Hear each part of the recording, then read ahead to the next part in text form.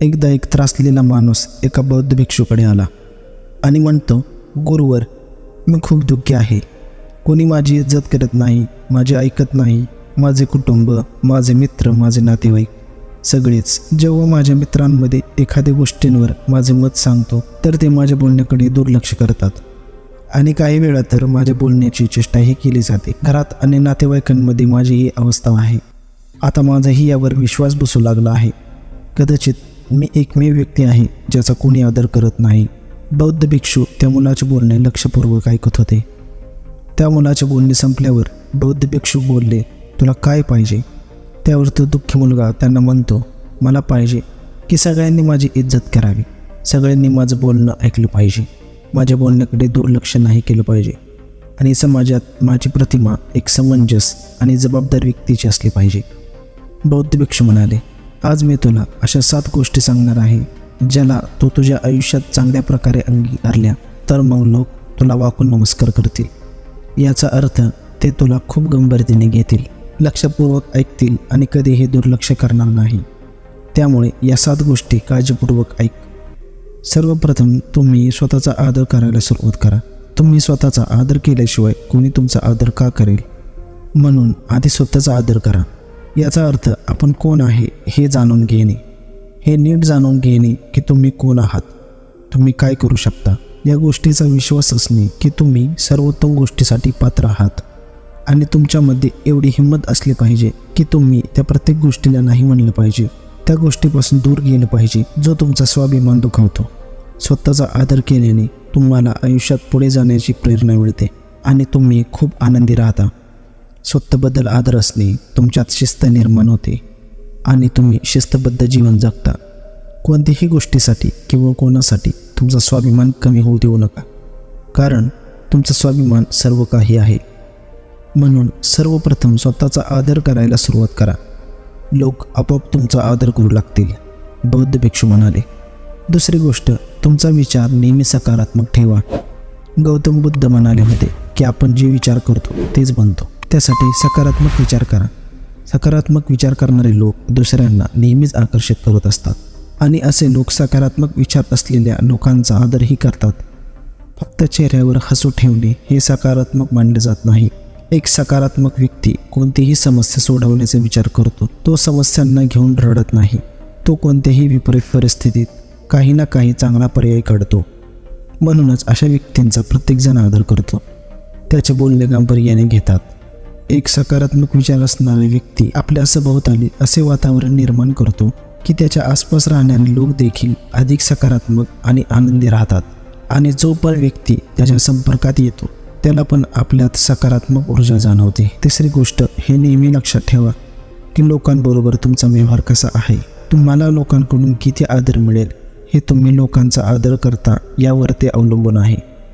जर कोणी तुमचा आदर करत असेल तर त्याचाही आदर करा, पण जर कोणी तुमचा आदर करत नसेल तरीही तुम्ही त्याचा आदर करा. इथे आपण दुसऱ्यांच्या चुकीच्या वागणुकीमुळे स्वतःच्या वागण्यात चूक करू शकत नाही, कारण आपण दुसऱ्याच्या अगोदर आपली इज्जत करतो.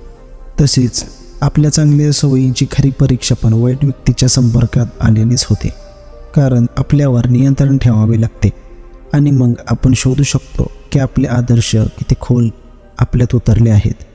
काही वेळा आपली चांगली वागणूक अनेक सुवर्ण संधी आपल्यासमोर मांडू शकते ज्याची आपण कल्पनाही नाही करू शकत. दुसऱ्यांचा आदर करणे त्यांना तुमच्या प्रेमाची जाणीव करून देण्याचा सर्वोत्तम मार्ग आहे. एखाद्याचा मनापासून आदर करणे हा त्यांच्यावर प्रेम करण्याचा सर्वोत्तम मार्ग आहे. म्हणून प्रथम स्वतः लोकांचा आदर करा, मग लोक पण तुमचा आदर करू लागतील, बौद्ध भिक्षू म्हणाले. चौथा, एखाद्याशी संभाषण करताना जास्त बोलण्याऐवजी अधिक ऐकण्यावर लक्ष केंद्रित करा. जेव्हा तुम्ही कमी बोलता आणि जास्त ऐकता मग लोक तुम्हाला जास्त पसंत करतील, कारण इतरांच्या ऐकण्याची ही खासियत फार कमी लोकांमध्ये असते. तुम्हाला हजारोंच्या गर्दीतून वेगळे बनवते, कारण या जगातल्या प्रत्येक माणसाला वाटत असतं कुणीतरी त्यांचं ऐकावं, पण बहुतेक लोक ऐकत नाहीत. आणि जेव्हा लोक काय म्हणतात हे तुम्ही ऐकता त्यांना समजून घेण्यासाठी, तेव्हा तुम्ही काही नवीन शिकता आणि बरोबरच त्या व्यक्तीच्या नजरेत तुमची इज्जत अजूनच वाढते. त्यामुळे जेव्हाही तुम्ही कोणाशी तरी बोलाल तेव्हा जास्त विचार करण्याऐवजी त्यांचे अधिक ऐकण्याचा व समजून घेण्याचा प्रयत्न करा.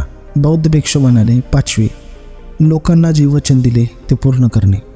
आपल्या विश्वसनीयतेला सर्वात मोठा धक्का तेव्हा बसतो जेव्हा आपण बोललेल्या गोष्टी पूर्ण करत नाही.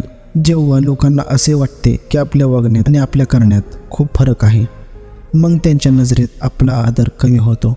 मग ते आपल्या बोलण्याला, आपल्या कामाला गंभीरतेने घेणे सोडून देतात. तसेच अशा व्यक्तीसोबत काम करण्याची कोणालाच इच्छा नसते. त्यामुळे आपण आपल्या जीवनातील अनेक चांगल्या संधी गमावतो आणि आयुष्यात पुढे जाता येत नाही. आणि जो व्यक्ती आपल्या शब्दांवर ठाम राहतो आणि प्रत्येक परिस्थितीत ते काम पूर्ण करतो ज्यासाठी त्यांनी आश्वासन दिले होते, अशा व्यक्तीला प्रत्येकजण पसंत करतो, त्याची इज्जत करतात. त्यामुळे लोकांसमोर तेच बोला जे पूर्ण करू शकता. बौद्ध भिक्षू म्हणाले, 6वा, जास्त साधा आणि सरळ बनण्याचा प्रयत्न करू नका. लोक अशा व्यक्तीला कधीच गांभीर्याने घेत नाहीत जे त्यांच्या होलाहो मिळवतात, कारण अशा लोकांचे काही वेगळे किंवा ठाम मत नसते. हे लोक फक्त कोणाच्याही होलाहो मिळवत असतात आणि विचार करतात की समोरचा त्यांना पसंत करेल, त्यांची इज्जत करेल. पण घडते नेमके उलटे. अशा व्यक्तीची लोक नेहमीच इज्जत करतात जो बरोबरला बरोबर आणि चुकीला चूक सांगतो, ज्याचा स्वतःचा वेगळा दृष्टिकोन आणि विचार आहे.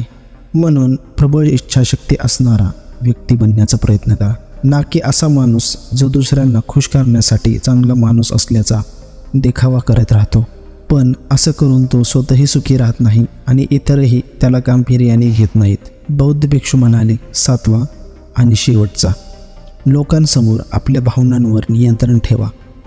अनेक वेळा आपण खूप आनंदी किंवा दुःखी होतो आणि जेव्हा आपण लोकांना भेटतो तेव्हा आपण आपल्या भावनांवर नियंत्रण ठेवता येत नाही आणि यामध्येच असं काही शब्द आपल्या तोंडून बाहेर पडतात किंवा आपण असे काही काम करतो ज्याचा आपल्याला आयुष्यभर पश्चाताप करावा लागतो. आणि कधीकधी आपण लोकांच्या म्हणण्यावर प्रतिक्रिया देतो, त्यांचं बोलणं पूर्ण न ऐकता. अशा वेळी आपल्या भावनांवर नियंत्रण ठेवले पाहिजे. जर आपण आनंदात, दुःखात, अशा कोणत्याही प्रसंगी जर तुम्ही स्वतःला शांत ठेवू शकलात तर लोकांच्या नजरेत तुम्ही एक गंभीर आणि सहनशील व्यक्ती असल्याचे दिसते आणि एक गंभीर आणि सहनशील व्यक्तीची सगळेजण इज्जत करतात. त्यामुळे तुमच्या भावनांवर नियंत्रण ठेवण्याचा प्रयत्न करा. मुलाला त्याच्या प्रश्नाची उत्तरे मिळाली होती. त्यांनी बौद्ध भिक्षूचे आभार मानले आणि तिथून निघून गेला.